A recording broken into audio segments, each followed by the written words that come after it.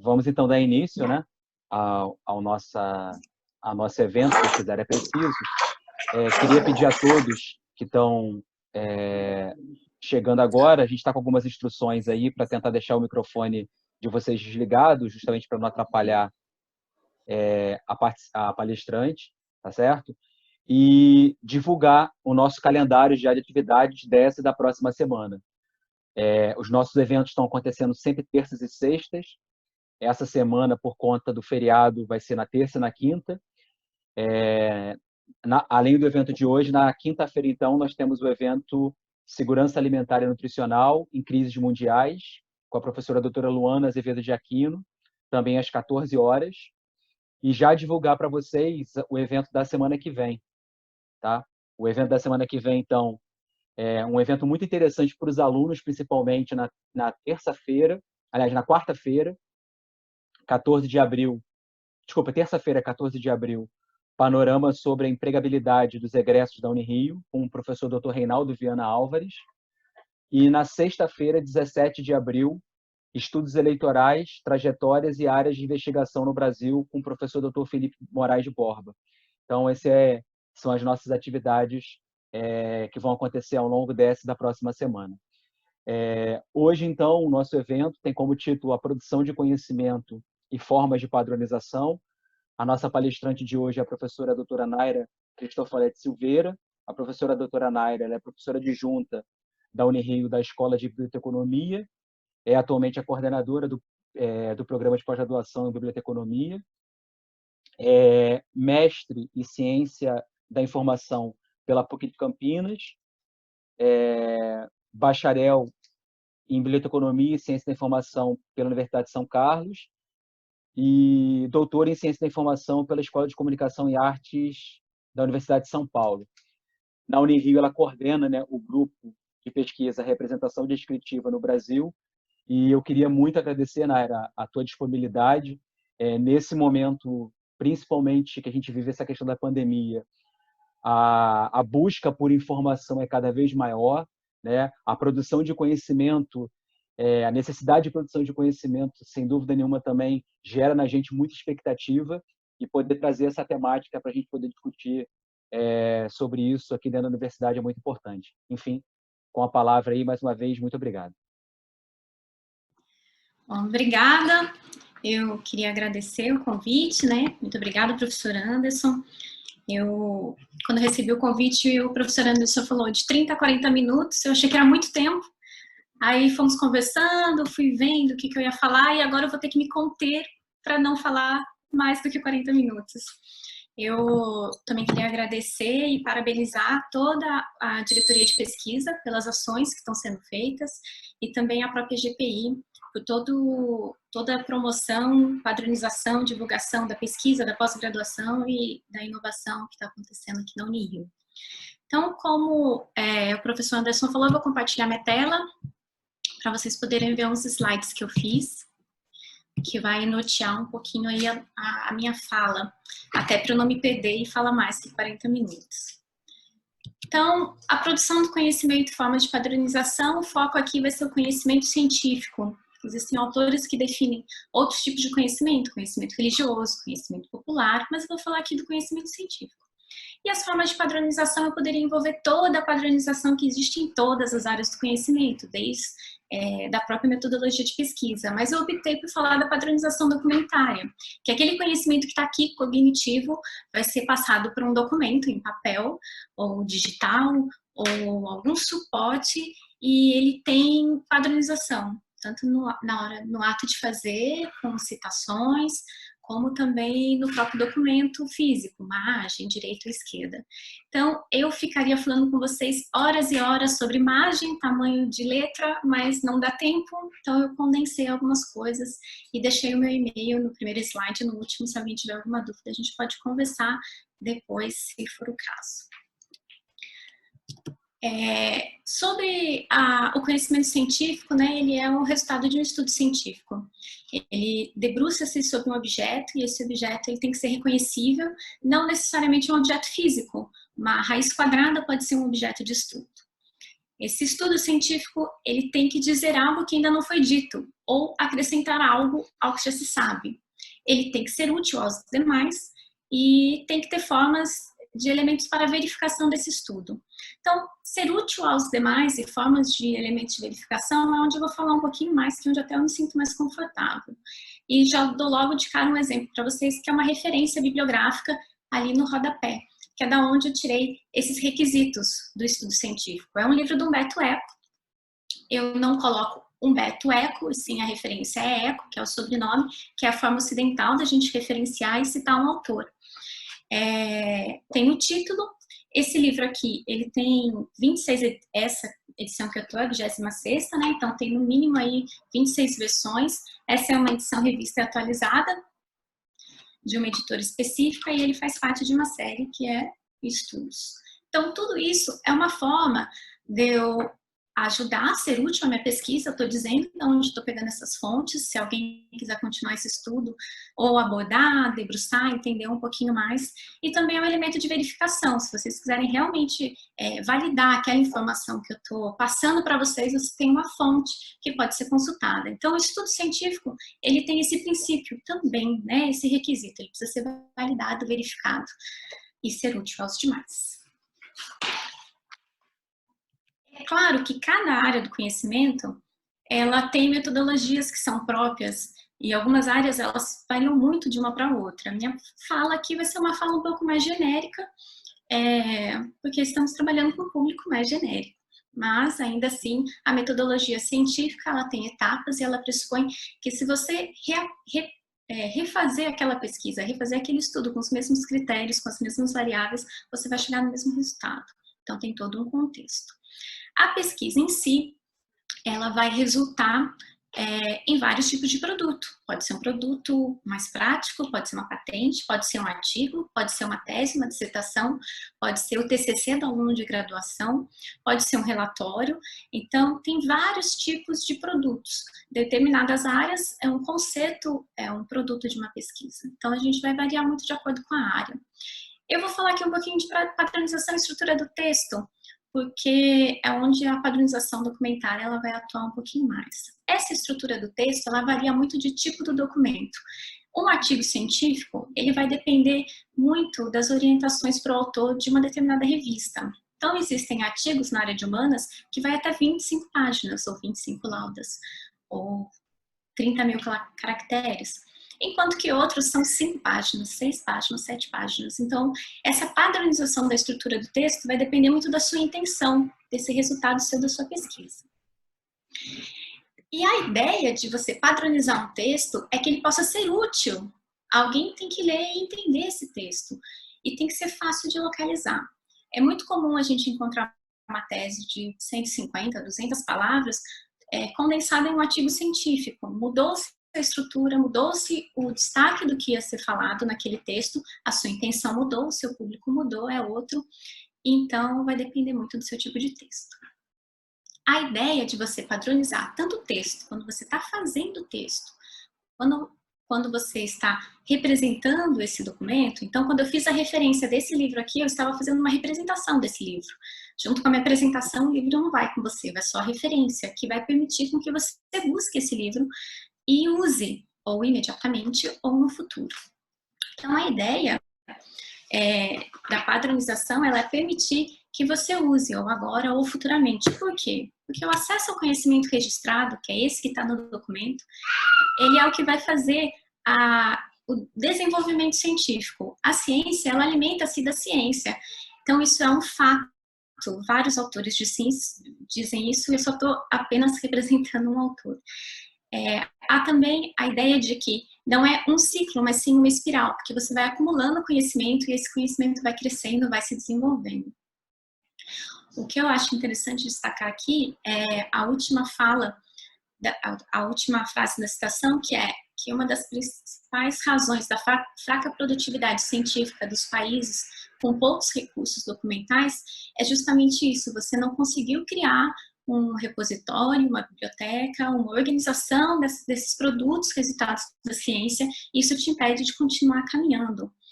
Lembra que o Humberto Eco disse que um dos requisitos para um estudo científico, no caso o item 2, é que você diga algo novo ou algo que seja útil, acrescentar algo. Então, se você não sabe onde está aquele status daquela pesquisa, você não vai conseguir caminhar. Então, você não vai trazer uma contribuição para aquela sociedade.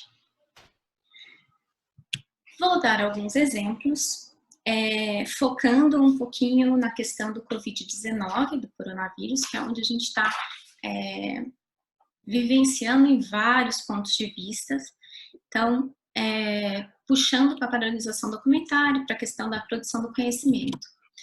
Esse aqui é o portal de periódicos da CAPES, lançou essa notícia dia 23 de março, ou seja, já estávamos num estado de quarentena, e os editores internacionais liberaram acesso gratuito ao conteúdo com o Covid-19. Então, é a ciência se alimentando da ciência. A gente consegue estudar o Covid se a gente tiver acesso às outras pesquisas, do estágio que estão em outros lugares. Então, é interessante observar esse movimento internacional e todo mundo trabalhando um pouquinho em diferentes partes do mundo. Esse é o acesso ao conhecimento. Estou permitindo o acesso ao conhecimento, lembrando sempre que o conhecimento é o conhecimento registrado, o cognitivo está aqui e o registrado está aqui. E eu preciso ter acesso a esse conhecimento. Liberar o acesso internacional em outros idiomas já tem uma barreira aí, que é a barreira do idioma. Então, é interessante observar o movimento de todas as universidades e instituições públicas. É impressionante como a gente consegue ver a universidade trabalhando e divulgando tudo que está fazendo. Esse aí a Universidade do Paraná, ela disponibilizou gratuitamente também a tradução dos principais artigos científicos. Então, se você imaginar que a barreira do idioma é uma barreira que existe, fazer o acesso a traduções é uma forma da gente dar o acesso ao conhecimento também. Acesso ao conhecimento, coronavírus, Covid, em trabalhos internacionais ou em idioma, já está na minha língua, não necessariamente vou conseguir entender aquele documento que está ali, porque existem outras coisas relacionadas à assimilação do conhecimento e ao fazer da pesquisa científica, que é o percurso acadêmico de cada um. Então, dentre vários exemplos, eu eu escolhi apresentar para vocês esse exemplo de percurso científico aí, da pesquisadora Leda Castilho, que ela é responsável por um laboratório da UFRJ. Esse laboratório não trabalhava com Covid, trabalhava com dengue, zika, e está sendo usado agora com Covid. Porque existe um percurso científico, existe um percurso acadêmico dessa pesquisadora. Outro exemplo que eu gostei de colocar é porque é uma pesquisadora mulher, né, e ciência também é mulher, para tirar um pouquinho aquele estereótipo do cientista. Foi só um adendo. Então, a bagagem que a gente constrói ao longo do nosso percurso científico, ela é imprescindível para a gente fazer pesquisa. Se pensarmos em tempo, imagina, um doutorado demora 4 anos, o mestrado 2 anos, mais a graduação 4 anos, algumas graduações 5, 6. Então, qual é o percurso? Qual é o tempo que a gente precisa para formar um pesquisador? O que a gente precisa para formar esse pesquisador? Então, vai além de ler no estrangeiro, outra língua, vai além de ler e interpretar o texto, faz parte, mas também tem todo um percurso científico aí que vai de cada um. E que vai de incentivo e que vai ser apresentado no meio acadêmico no Brasil no formato do Lattes. Então, o currículo Lattes ele vai conseguir guardar e condensar todo o seu percurso científico e acadêmico. E esse é um exemplo aí da questão da pesquisa, que ela não é feita de uma hora para outra, ela é um percurso e necessita de fomento. O fomento pode ser entendido aí como financiamento, como investimento, pode ter auxílios em compras de equipamento, auxílio de bolsa. Quando a gente pensa em fomento, envolve desde bolsa, hoje em dia tem bolsa até para ensino médio, para incentivo de pesquisa. Então, tudo isso envolve o fomento à pesquisa. Formar um jovem pesquisador e acompanhar essa trajetória dele é muito importante para que a gente consiga fazer pesquisa. O fomento pode vir de diferentes agências de fomento, ou instituição de fomento. Eu selecionei alguns exemplos aqui. O primeiro foi feita uma chamadinha do CNPq e depois eles fizeram a chamada de fato. Algumas vezes usa o termo chamada, outras vezes edital, tem uma variação aí do significado de cada um, vou considerar todos como sendo aí um edital. E os editais, eles costumam trazer os requisitos, o que precisa, qual os critérios de avaliação, tudo isso certinho, que vai ser utilizado para a hora de aprovação e destinação de verbas. Como a gente está falando de padronização, esse edital, essa chamada, é uma padronização de algo que ainda teoricamente não começou. Você vai fazer uma proposta, você vai fazer um projeto de pesquisa. Nessa chamada do CNPq, o projeto tem que ter no máximo 5 páginas. Você pode ter anexos depois, mas no máximo 5 páginas. E tem que ter todos esses itens aí até a letra M, que é o que vai fazer. Então, você tem que ter o título do projeto, a linha temática do projeto. E aí eu achei interessante que existe uma linha temática para o Covid, que é a questão da comunicação de fake news, né? Hoje está circulando muita fake news e isso acaba impedindo até mesmo o desenvolvimento da ciência. Então, achei interessante a gente ter uma linha para falar sobre fake news. Quais são as instituições participantes? Perspectivas concretas de colaboração ou parcerias nacionais e internacionais? Quais são as colaborações ou parcerias já estabelecidas para a execução dessa atividade? Então, lembra lá do percurso acadêmico que eu falei? Existe também o percurso institucional. Existem instituições que já têm um respaldo, já têm um histórico, já têm uma estrutura. Justificativa e importância da proposta, qualificação do problema, relevância do projeto para o desenvolvimento científico, tecnológico ou de inovação, objetivos, metas e indicadores, metodologia a ser empregada. Lembra lá no comecinho, todo estudo científico ele precisa ter uma metodologia. Item J. Etapas de execução da proposta com o respectivo cronograma de atividades. Resultados, contribuições científicas ou tecnológicas ou produtos, então método, técnicas, tecnologias, medicamentos. Tudo isso pode ser considerado um produto da pesquisa. Soluções esperados do projeto de pesquisa com previsão do cronograma e entrega anual, bem como a possibilidade de aplicabilidade para o SUS e potencial impacto e relevância do projeto para enfrentamento do Covid e aprimoramento de atenção à saúde. Acho ótimo colocar o destaque do SUS, que a gente percebe que realmente é um sistema muito importante e poucos países têm algo semelhante ao SUS.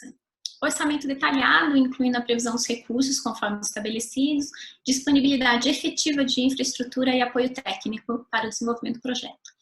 Esses são itens de uma proposta, um projeto de pesquisa, que o CNPq está exigindo para essa chamada, para esse edital.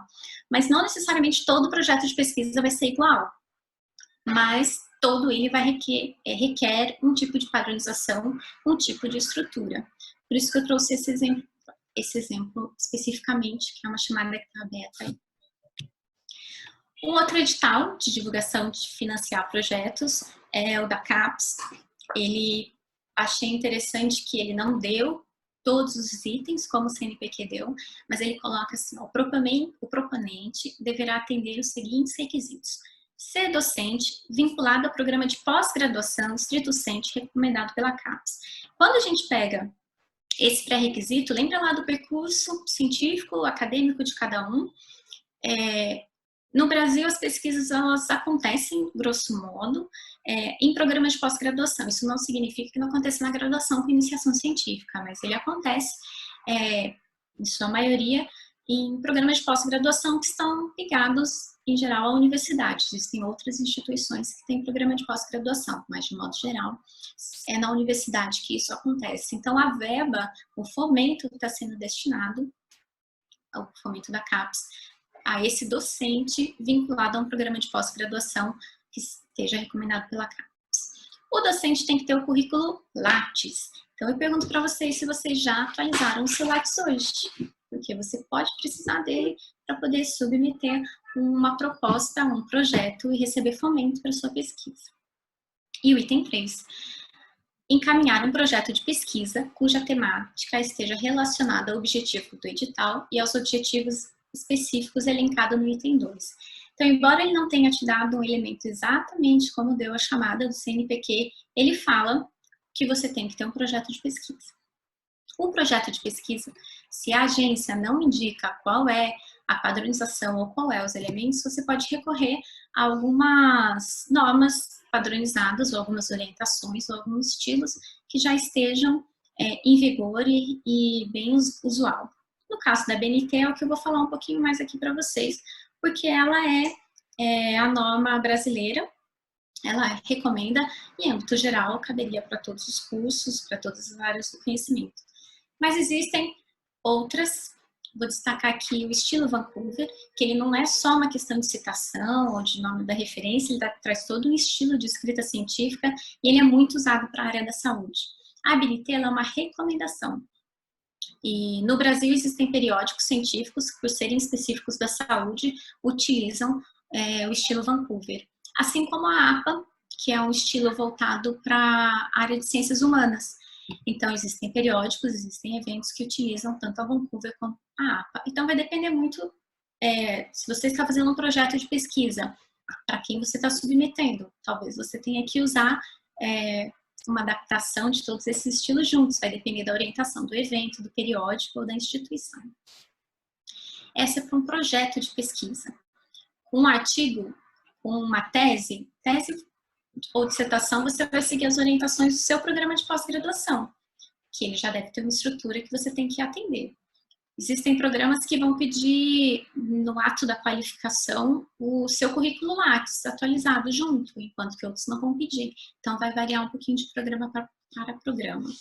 Como a gente está falando aqui de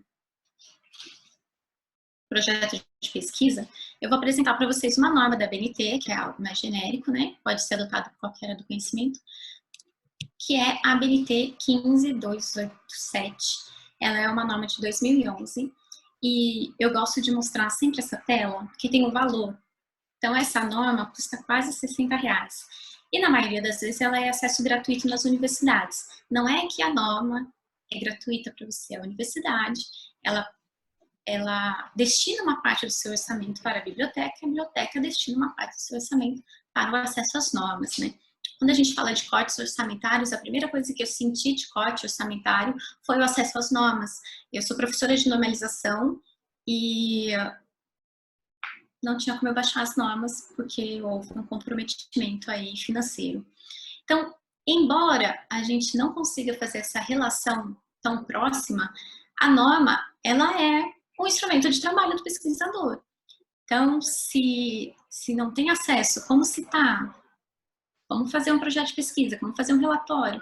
Como é que isso vai se desenvolver na pesquisa? Então, a gente pensa em orçamento para pesquisa, a gente tem que pensar o todo, não dá para pensar a pesquisa em áreas isoladas, ela é um todo, a ciência se alimenta de ciência, e aí vamos nessa espiral aí do conhecimento. O que essa norma ela fala? Ela fala que um projeto de pesquisa tem elementos pré-textuais, textuais e pós-textuais.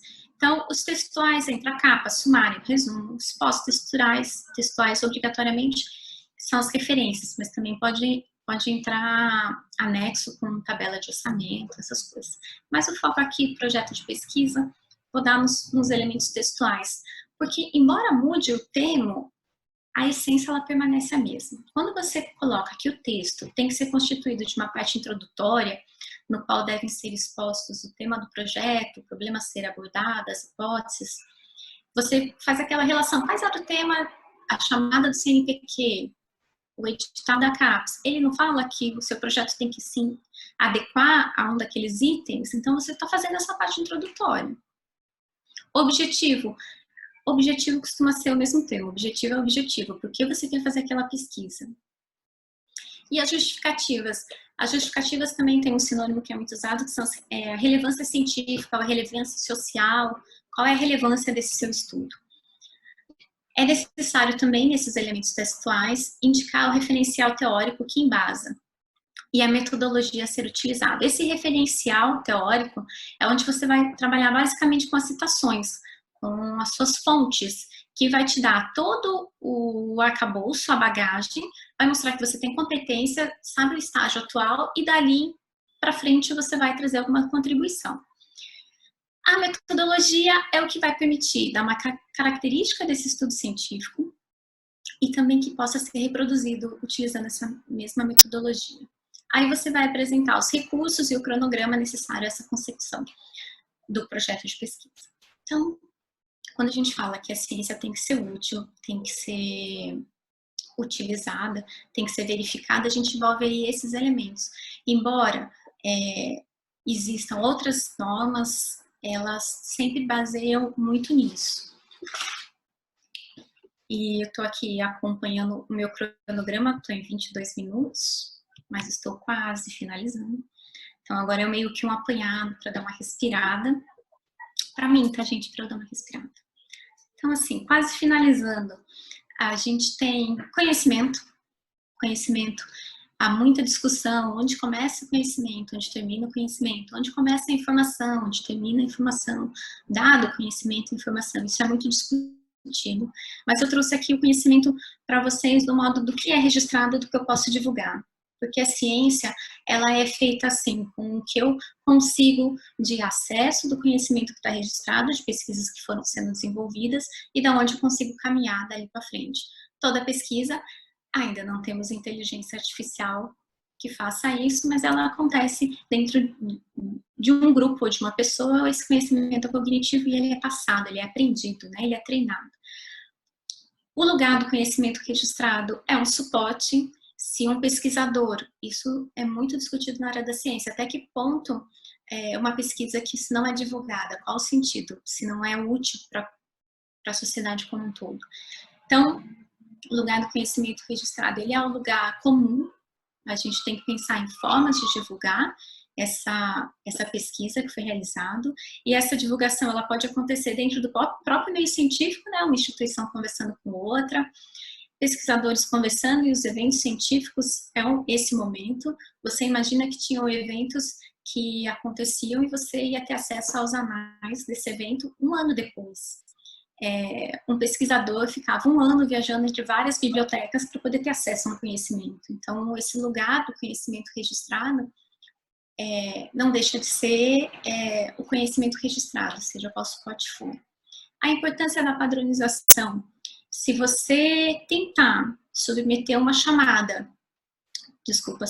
proposta para a chamada do CNPq com 30 páginas, você já vai ser desclassificado, porque lá está muito claro nesse edital que tem que ter no máximo 5 páginas. Tem os elementos que tem que ter. Então, essa padronização, você pode ter uma ideia ótima, uma metodologia ótima, mas se não estiver dentro dessa padronização, você não vai nem poder começar a sua pesquisa.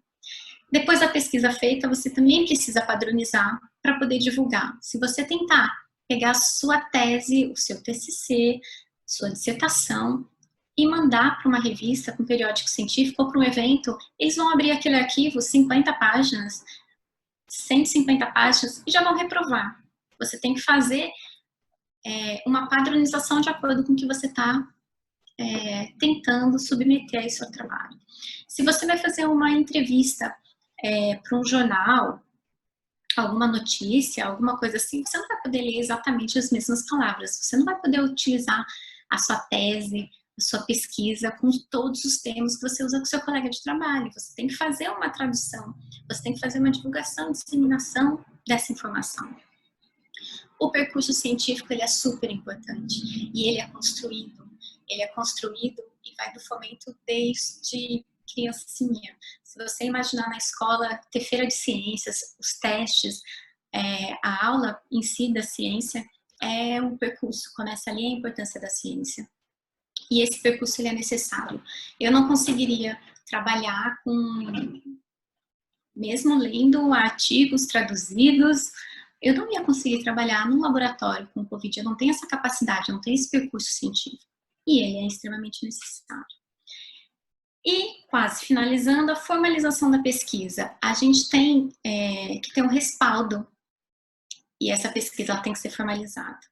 Então, o que eu estou falando para vocês é um apanhado das minhas pesquisas aí, então, contextualizando a minha fala, tem um portal de pesquisa da Unirio, então eu trabalhei com a relação entre a representação documentária e a construção dos novos conhecimentos. Esse é um projeto que já foi concluído.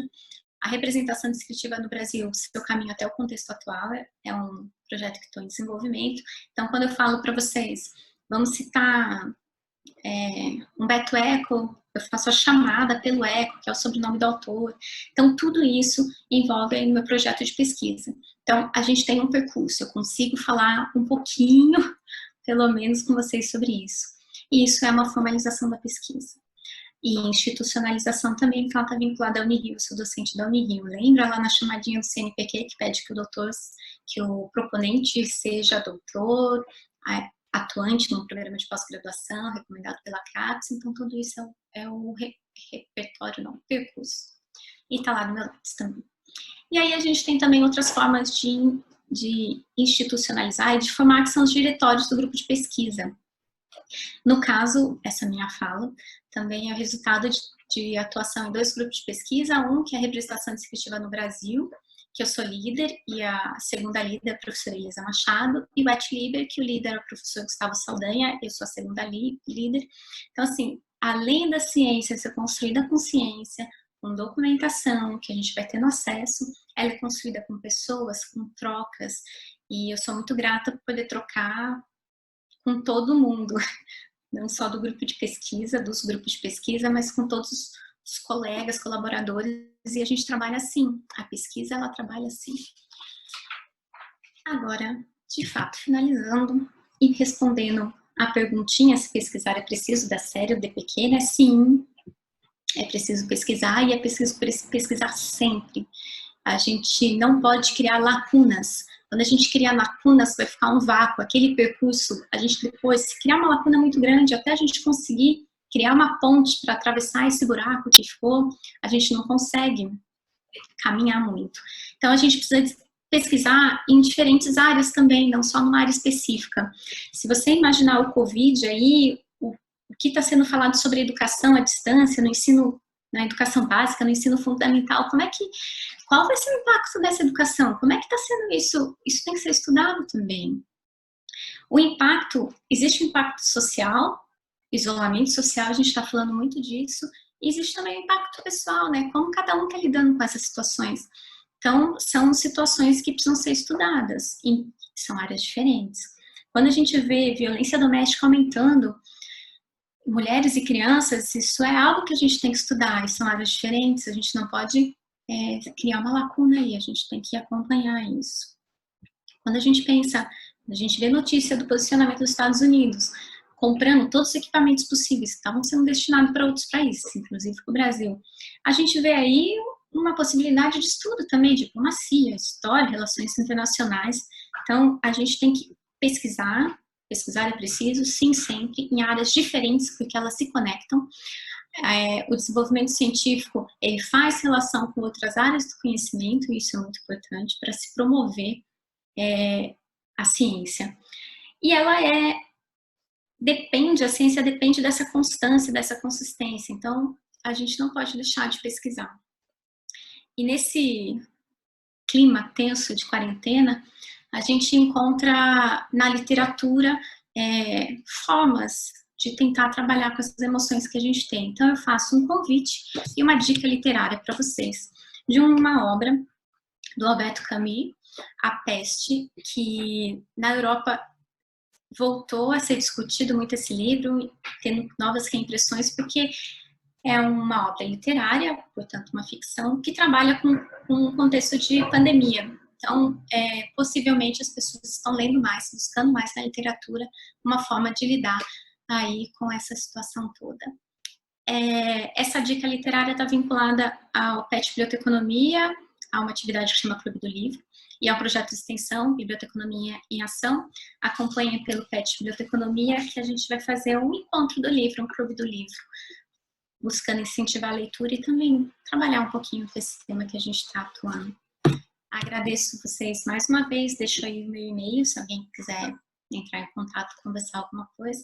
Agradeço mais uma vez, e eu falei em 31 minutos. Obrigada.